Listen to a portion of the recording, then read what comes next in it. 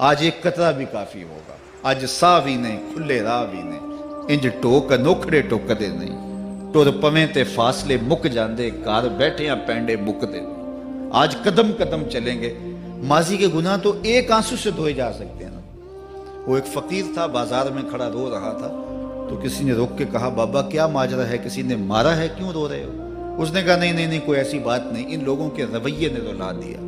کہا کیا مطلب؟ کہا بازار سے گزر رہا تھا، ان لوگوں کو دنیا میں کھوئے ہوئے دیکھا تو میرے دل میں ترس جاگا، تو میرا خیال یہ ہوا کہ ان بندوں کی رب کی صلح نہ کروا دوں۔ تو میں نے پھر اس سے بات کی، تو آواز آئی ٹھیک ہے لے آ ان کو میری چوکھٹ پہ، ایک آنسو سے سارے گناہ معاف کر دوں گا۔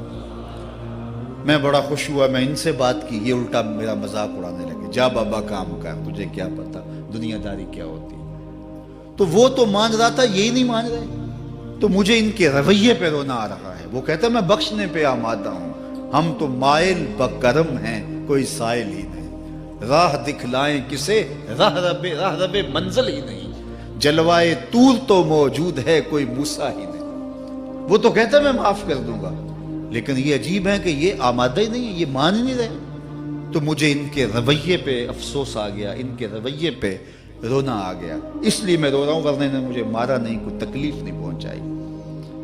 خیر اگلے دن وہی بزرگ قبرستان کے قریب سے گزرے تو دیکھا کہ وہ بابا قبرستان میں کھڑا رو رہا ہے، تو پھر روک گئے کہ بابا بازاروں میں بھی روتا ہے، قبرستانوں میں بھی روتا ہے، آج کیا ماجرا ہے؟ کہا آج بھی میرا ماجرا کل والا ہی ہے۔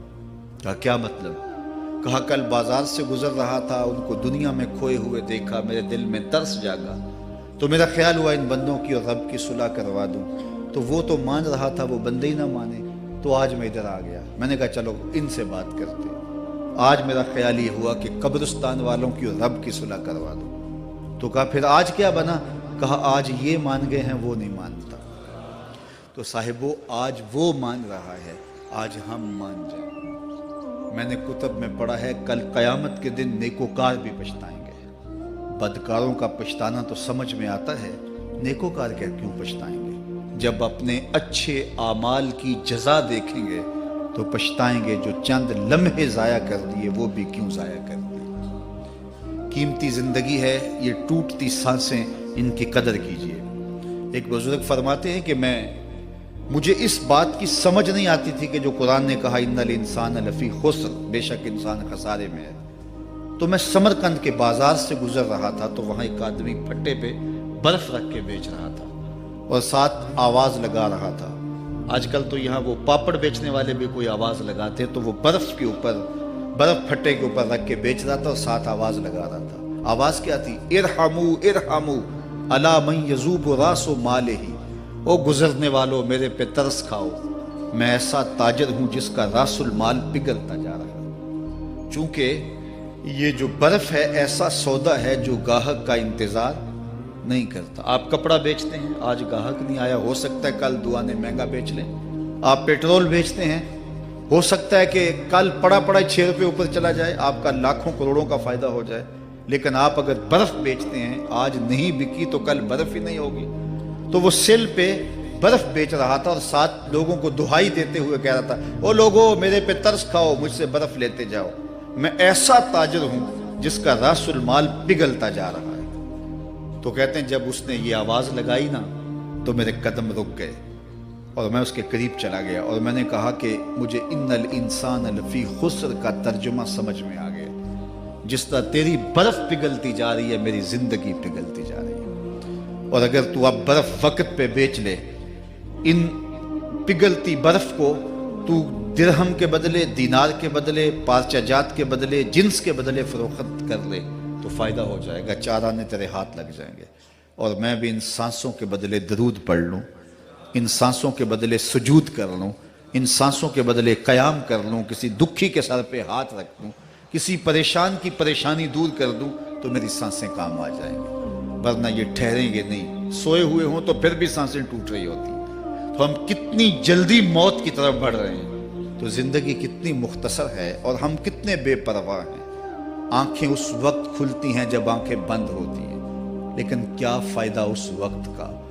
آج کا پچھتاوا کل کی بہتری کی ضمانت ہے، اور آج کے پچھتاوے سے کل کی زندگی کی خوبصورتی نصیب ہو سکتی ہے۔ اس لیے یہ ڈھلتا ہوا سورج، یہ دیکھیں ابھی جب داخل ہوئے تھے تو سورج ابھی سر پہ تھا، لیکن اب سورج درد غروب سے زرد ہو چکا ہوگا اور چند لمحوں کے بعد وہ نگاہوں سے اوجھل ہوگا۔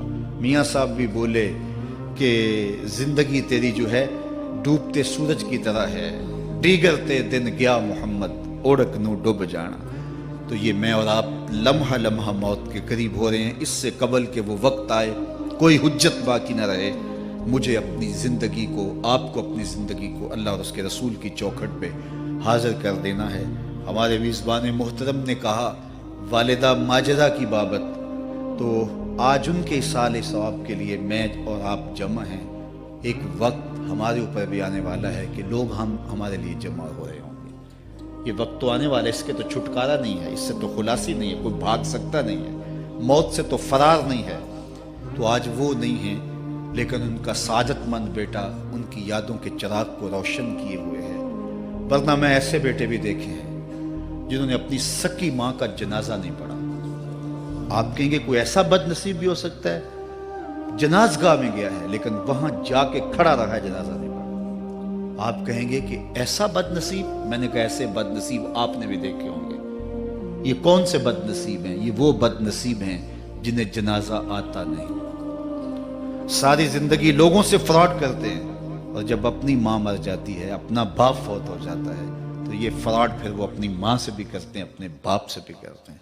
مجھے بتاؤ کتنا بد نصیب ہے وہ بیٹا کہ جو اپنی ماں سے، اور وہ بھی مرنے کے بعد فراڈ کر رہا ہے، اور اپنے باپ سے وہ بھی مرنے کے بعد فراڈ کر رہا ہے۔ اور کتنا خوش نصیب بیٹا ہے کہ جو روزانہ اپنی ماں کے لیے دعا کرتا ہے۔ اور میں کہتا ہوں اگر بیٹا نمازی ہوگا، بیٹی نمازی ہوگی، اہتمام سے دعا نہ بھی کرے، دن میں کتنی مرتبہ کہے گے ربنا اغفر لی ولوالدی، اے اللہ مجھے بھی بخش دے، میری ماں کو بھی بخش دے، میرے باپ کو بھی بخش دے۔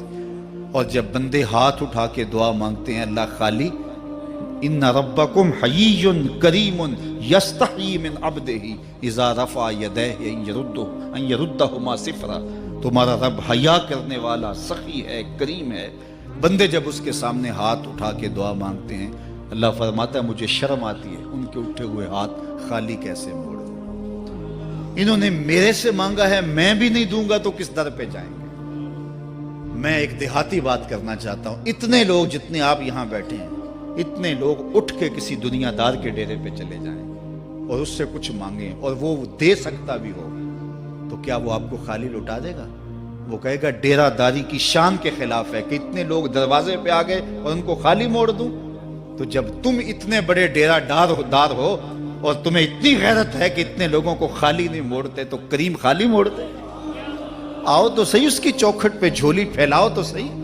پھر دنیا داروں سے مانگنا ہو تو ان کی زبان میں مانگنا پڑتا ہے۔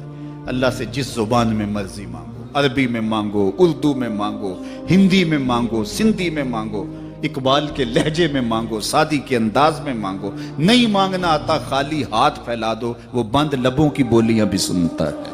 آؤ تو صحیح اس کی چوکھٹ پہ، اپنے ہاتھ پھیلاؤ تو صحیح۔ دنیا داروں سے مانگے تو ناراض ہوتے ہیں، خدا سے نہ مانگو تو ناراض ہوتا ہے۔ اللہ کل ما یابو بکم ربی لولا دعاؤکم، آؤ نا اس کی چوکھٹ پہ، دستے طلب دراز کرو۔ دنیا داروں سے مانگنے کے لیے وقت چاہیے۔ اس وقت تو صاحب سوئے ہوں گے، اس وقت تو ناشتہ کر رہے ہوں گے، اس وقت تو بیوی بچوں کے ساتھ مشغول ہوں گے، لیکن اللہ سے جب بھی مانگو پچھلے پہر کنڈی کھڑکاؤ، در رحمت کھلا پاؤ گے۔ دن کو مانگو، رات کو مانگو، مانگو تو صحیح، وہ تو اتنا کریم ہے۔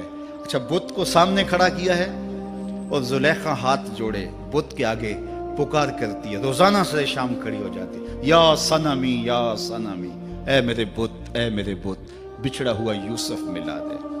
سحر دم تک پکارتی رہتی، عمر بیت گئی، چہرے پہ جھریاں آ گئیں، بڑھاپا طاری ہو گیا۔ ایک دن رات کا پچھلا پہر ہے، بت کے آگے ہاتھ جوڑے یا صنمی کا وظیفہ پڑھ رہی ہے۔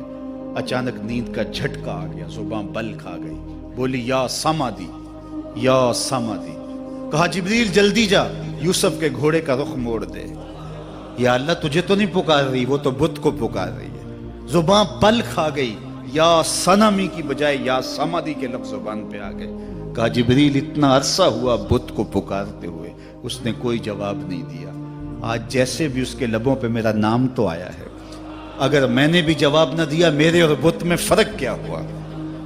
تو آؤ آج کی اس مجلس میں ہم ان کی والدہ کے لیے دعا مانگیں۔ اے عرش کے مالک، ان کی والدہ کو حضور کی ماں کا صدقہ جنت کی بہاریں عطا کر، اور ہم اپنے ماں باپ کے لیے بھی دعائیں مانگے۔ اے اللہ ہمارے ماں باپ کی مغفرت فرما، ماں باپ کی قدر کرو۔ میں نے یہ بھی پڑھا ہے جو اپنے والدین کے لیے روزانہ دعا مانگتا ہے، والدین زندہ ہوں تب بھی، فوت ہو گئے ہوں تب بھی، روزانہ ماں باپ کے لیے جو شخص دعا مانگتا ہے، ساری زندگی اس کے رزق میں بے برکتی نہیں آ سکتی۔ تو اپنے ماں باپ کو اگر زندہ ہیں تو قدر کرو، فوت ہو گئے ہیں تو ان کے لیے کثرت کے ساتھ دعا کرو۔ یہ گھنا سایہ ہے۔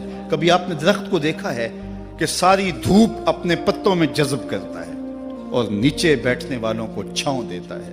ماں باپ سارے دکھ اپنے اوپر لیتے ہیں، اپنی اولاد کو آسائش اور راحت پہنچاتے ہیں۔ قدر نعمت زوال نعمت کے بعد ہوتی ہے، جب نعمت پاس ہو تو قدر نہیں ہوتی، جب چھنتی ہے تو پتہ چلتا ہے کہ کتنی بڑی دولت تھی جو چھن گئی۔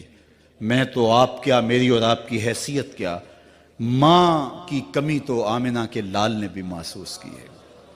ایک دن حضور مسجد نبوی میں تشریف لائے، تا حد نظر صحابہ تھے۔ الحاوی للفتاوی میں امام سیوطی نے لکھا ہے حضور کو دیکھا تو ادب سے کھڑے ہو گئے، بس یہ منظر دیکھنا تھا کہ چشمان اقدس سے آنسو چم چم جاری ہو گئے، اور حضور نے ایک ٹھنڈی آہ بھری اور روتے ہوئے کہا لو ادرکت والدی او احدہما، کاش آج میرے ماں باپ زندہ ہوتے۔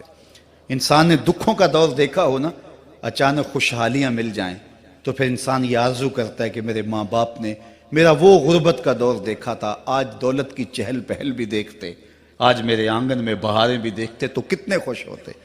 اب حضور جب پیدا ہوئے تھے تو باپ کا سایہ سر پہ نہیں تھا، 6 سال کی عمر تھی، اپنی ماں کے ساتھ حضور مدینۃ المنورہ گئے۔ واپسی ابوا کے مقام پہ حضرت آمنہ کی طبیعت خراب ہو گئی اور انہیں لگا کہ یہ میری بیماری جان لیوا ہے۔ ام ایمن کو بلایا، کہا میرے بیٹے کو بحفاظت امیر قریش تک پہنچا دینا، پھر خود حضور کے سر پہ ہاتھ رکھا۔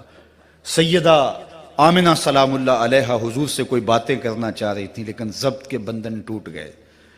ابن حشام سیرت کی پہلی کتاب ہے، اس میں تفصیل سے یہ واقعہ موجود ہے۔